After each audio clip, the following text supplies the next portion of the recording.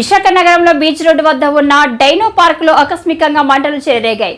ఒక్కసారిగా దట్టమైన పొగలతో కూడిన మంటలు వ్యాపించి డైనో పార్క్ మొత్తం అగ్నికి ఆకుతైంది. విషయం తెలుసుకున్న పార్క్ సిబ్బంది ఘటనా స్థలానికి చేరుకుని వెంటనే ఫైర్ సిబ్బందికి పోలీసులకు సమాచారం అందించారు. ఘటనపై మరింత సమాచారం తెలియాల్సి ఉంది.